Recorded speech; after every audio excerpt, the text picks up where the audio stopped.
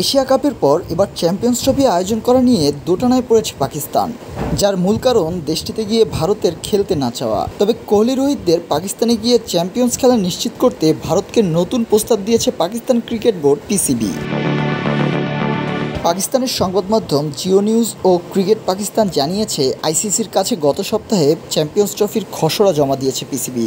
Venue হিসেবে বেছে নেওয়া হয়েছে করাচির ন্যাশনাল স্টেডিয়াম, লাহোরের গাদ্দাফি স্টেডিয়াম ও রাওয়ালপিন্ডির পিন্ডি স্টেডিয়াম। ফাইনাল হওয়ার কথা রয়েছে লাহোরে। যেহেতু ভারত নিরাপত্তার কারণে পাকিস্তানের দল পাঠাতে চায় না, তাই তাদের ম্যাচ একটি শহরেই আয়োজন করা হবে, সেটি লাহোরে হওয়ার সম্ভাবনাই বেশি।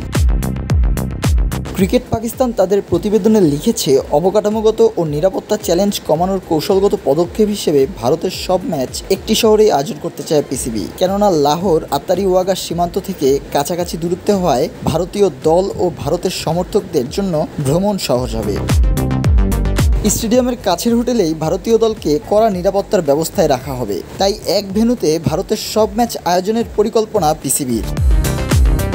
বিরাজমান অনিশ্চয়তা সত্ত্বেও ভারতসহ সব দলকে নিয়ে 2025 চ্যাম্পিয়ন্স ট্রফি আয়োজনের ব্যাপারে আশাবাদী পিসিবি চেয়ারম্যান মহসিন নাকভি।